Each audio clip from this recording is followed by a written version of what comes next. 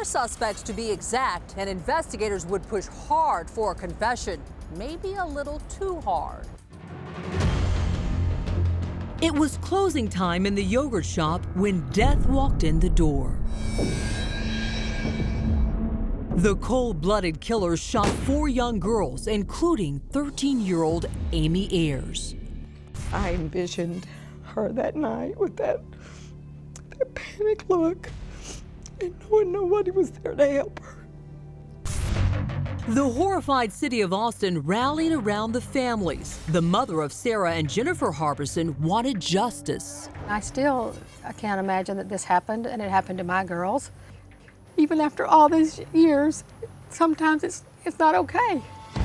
And police really wanted to solve this case, but the biggest hurdle, the killers had covered up evidence by setting the yogurt shop ablaze. What makes this case difficult as far as the hurdles that the first responders and you had to conquer with the fire? Of course, you have a couple of issues. One is the destruction of evidence, given the extreme heat of the fire. The other would be contamination, just given the volume of water that was inside of the crime scene, and that water can very easily cause contamination.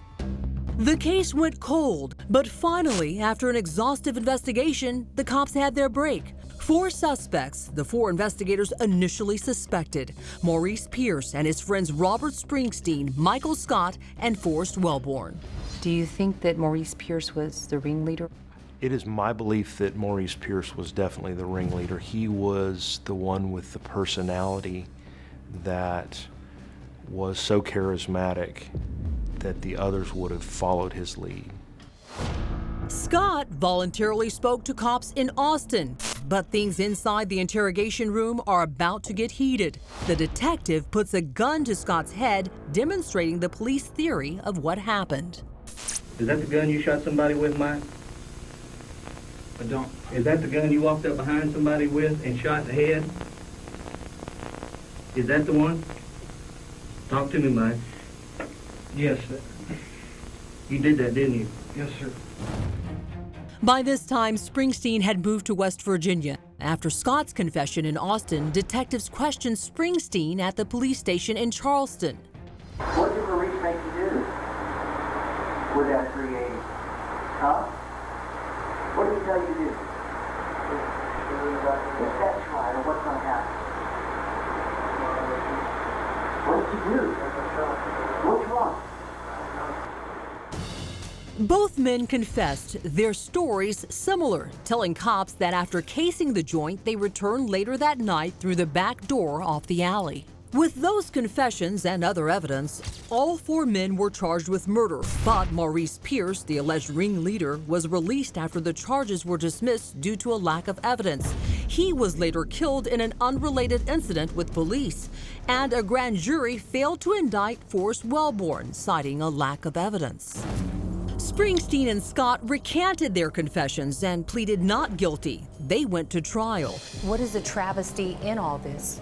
Amy's parents, Pam and Robert, endured the unthinkable task of viewing the crime scene photos on full display in the courtroom. What things were the most difficult?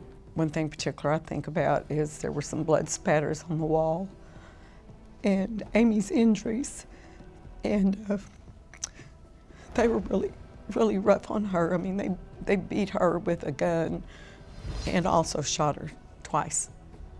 So she went through a lot before she actually died, and that was really hard. She was strangled also. Amy's brother Sean says his emotions during the trial exploded into sheer anger. He says he wanted to exact his own brand of Texas justice.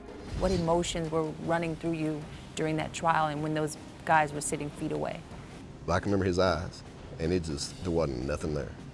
I mean, it took back everything I had to stay in my seat. Anger, rage, I mean, wanting to tear their heads off. I mean, kill them. It ain't gonna do me no good, except be in prison. Both men were convicted. Scott sentenced to life in prison, Springsteen sentenced to death row. Case closed. Justice served, right? Not quite. Next, the court decision that rocks Austin and leaves a grieving family in emotional ruin. This son of a bitch wants to come back and try to say he's innocent.